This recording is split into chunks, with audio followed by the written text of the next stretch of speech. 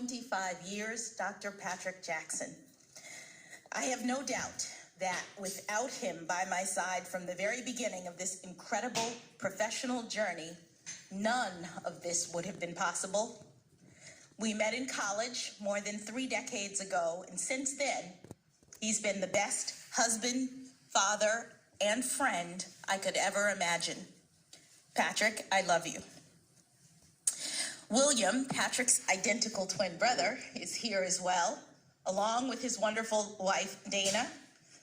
Also here from Park City, Utah, are Patrick's older brother, Gardy, and his wife, Natalie. And last, but certainly not least, my very dear in-laws, the matriarch and patriarch of the Jackson family, Pamela and Gardner Jackson, have traveled here from Boston to be with me today. I'm saving a special moment in this introduction for my daughters, Talia and Layla. Girls, I know it has not been easy as I've tried to navigate the challenges of juggling my career and motherhood.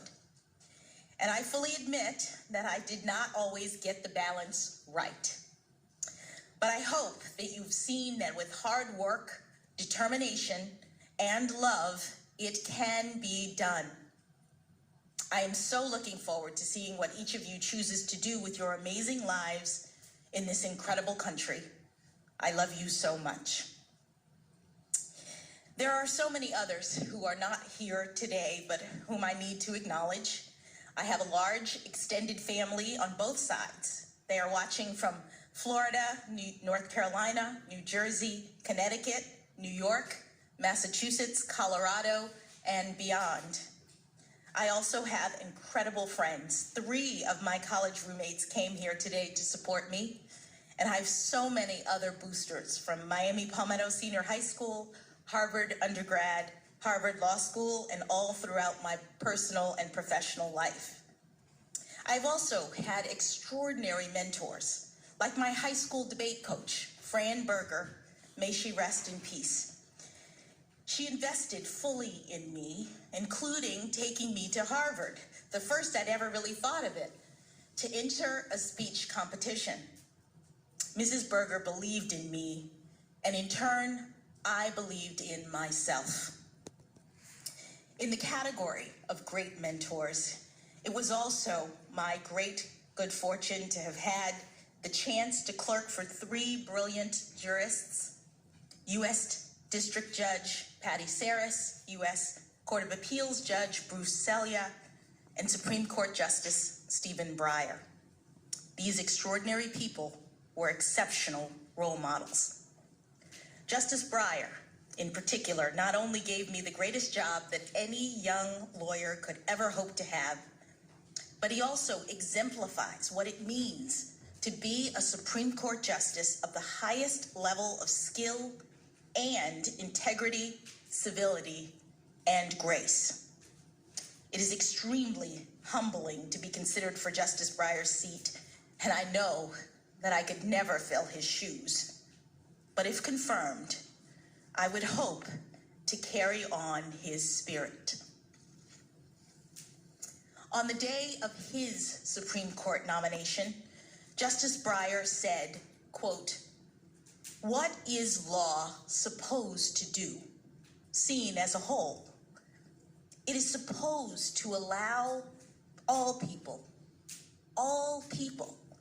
to live together in a society where they have so many different views, so many different needs, to live together in a way that is more harmonious, that is better, so that they can work productively together." End quote. I could not have said it better myself. Members of this committee, if I am confirmed, I commit to you that I will work productively to support and defend the Constitution and this grand experiment of American democracy that has endured over these past 246 years. I have been a judge for nearly a decade now, and I take that responsibility and my duty to be independent very seriously. I decide cases from a neutral posture. I evaluate the facts, and I interpret and apply the law to the facts of the case before me without fear or favor, consistent with my judicial oath. I know that my role as a judge is a limited one, that the Constitution empowers me only to decide cases and controversies that are properly presented. And I know that my judicial role is further constrained by careful adherence to precedent. Now, in preparing for these hearings, you may have read some of my more than 570 written decisions, and you may have also noticed that my opinions tend to be on the long side. That is because I also believe in transparency, that people should know precisely what I think and the basis for my decision. And all of my professional experiences, including my work as a public defender and as a trial judge, have instilled in me the importance of having each litigant know that the judge in their case has heard them, whether or not their arguments prevail in court. During this hearing, I hope that you will see how much I love our country and the Constitution and the rights that make us free. I stand on the shoulders of so many who have come before me, including Judge Constance Baker Motley, who was the first African-American woman to be appointed to the federal bench and with whom I share a birthday. And like Judge Motley, I have dedicated my career to ensuring that the words engraved on the front of the Supreme Court building, "Equal justice under law," are a reality and not just an ideal.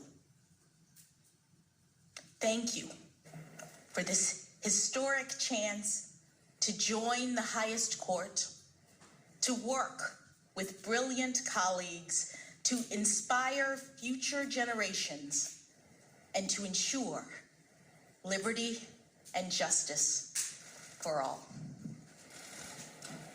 Thank you, Judge Jackson. Well, this is the end of the first day of the first 3 days, which are involving more personal, on a personal level, the senators on the Judiciary Committee. In a way, it's the easiest day because 10 minutes is merely a throat-clearing warm-up for most senators on this committee. Starting tomorrow, will be some serious exchange and questions of 30 minutes, and then the following day, 20 minutes for each senator to participate in this. We're looking forward to this opportunity to finally really give you a fulsome opportunity to respond to many of the things that you've heard and to answer direct questions. Members have until Thursday at 5 p.m. to submit questions for the record. We're going to reconvene tomorrow morning at 9 a.m. to begin the 30-minute rounds of questions. We thank all the participants and members of our audience for keeping this dignified, respectful, and civilized, and we hope to continue that tradition tomorrow. With this, the committee stands adjourned. Dignified, respectful, civilized, the description from the chair of the Judiciary